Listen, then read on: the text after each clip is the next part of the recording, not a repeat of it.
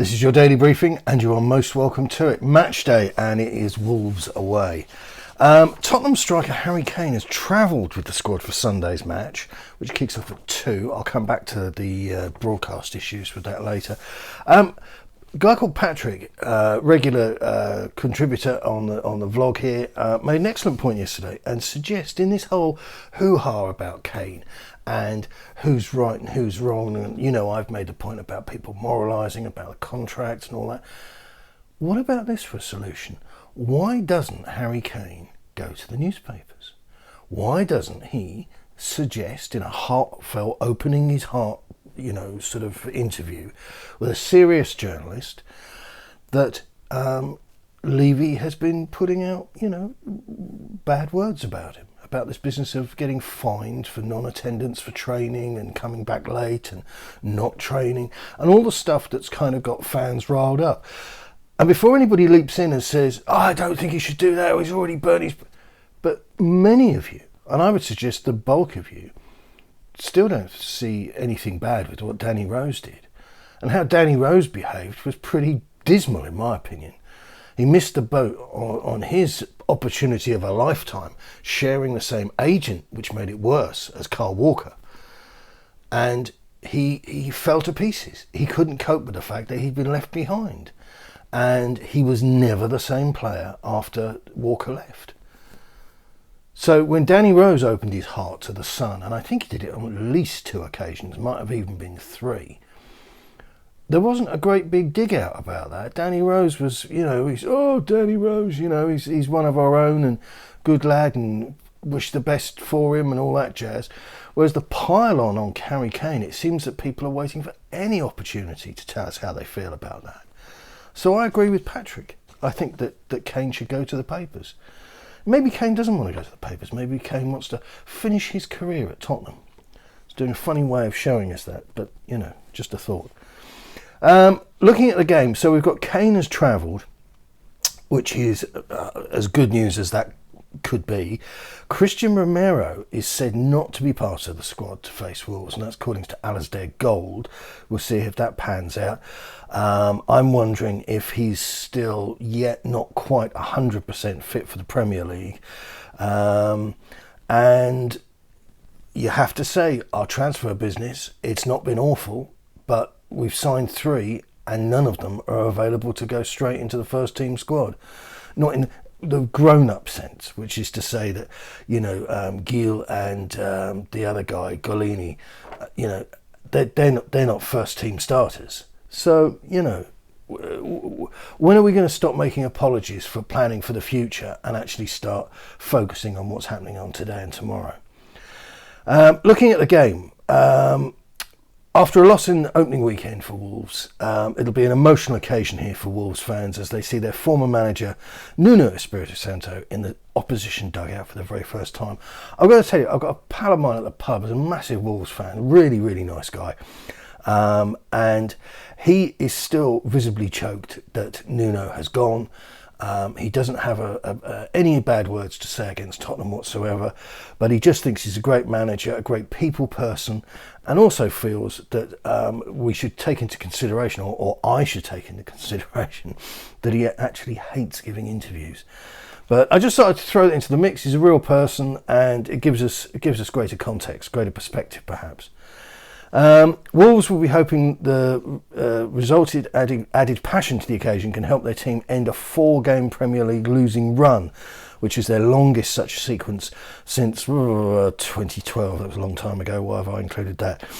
Players to watch. Fans will be excited about Raul Jimenez returning, potentially making his first league appearance at Molineux since November 2020. And he's their top scorer in the Premier League to date, with 34 goals to his name. Curious fact that emerged on this particular match: of all the current Premier League side that he's previously played against, Wolves are the only side that Heung-min Son hasn't scored against. I wasn't aware of that. And maybe if there's no Kane starting, which I think is going to happen, I think that he'll be on the bench, then that could alter the odds. Is the Wolves Tottenham game on TV, and can it be live streamed? Well, streamed even, although there may be some screaming. I have to tell you, folks, it's not on telly, and there's a statement being put out in a number of outlets. The Sun, I'll give you their version. Unfortunately for Spurs and Wolves fans, the game will not be shown on television. Since fans have returned to the stadiums, the Premier League and the broadcasters are no longer televising every game as they did during the pandemic last year, and therefore there are no live streaming options available. So this is it, folks. This is like your furlough ending, and this is like your endless availability of games ending. What can I tell you? I think there may be less than kosher streams available, and I would suggest that we keep our eyes on the usual places to advertise them. Social media is normally where I get mine. Pape Matar Sarr is undergoing a medical in France. Football Insider can exclusively reveal. I did originally cut and paste this in order to have another pop at them. However, they do add that Sarr, who's 18, and I said to you yesterday, he was young. He's very, very young. He's a long way away from being an influential player in the short term. The 18-year-old has apparently been offered or is looking forward to signing a 6-year contract. So, for those of you who are constantly wanting to kick the can down the road, jam tomorrow, this is one for you to get, warm and gooey over. But for me, this is just an irrelevance. Sorry, too young, nothing to offer in the short term. Tanguy Ndombele, there's been a little bit of noise about. French journalist Julien Maynard says that Tottenham are trying, trying to organise a sale or loan deal, which appears to be the flavour of the month. But the file is complicated. The player therefore excludes nothing. 2 clubs interest him, and the most serious track today is in Spain.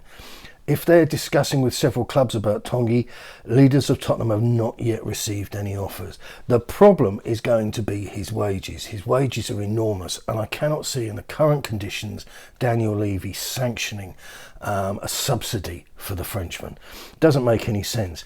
And just to that effect, this from the Daily Mail, and this is, I have to say, the typical, like when I said to you, they sacked so many journalists and then they replaced them with interns.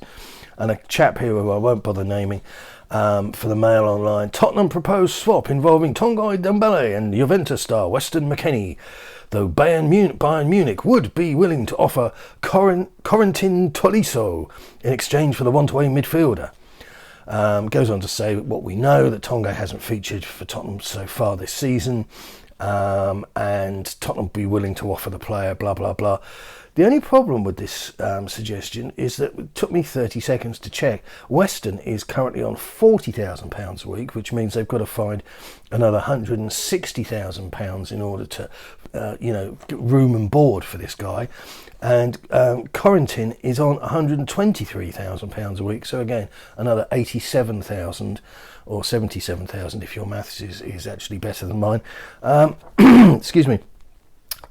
Which it just looks implausible that anybody at this particular moment in time is going to go all out on their salary budget for a player who has been utterly unreliable.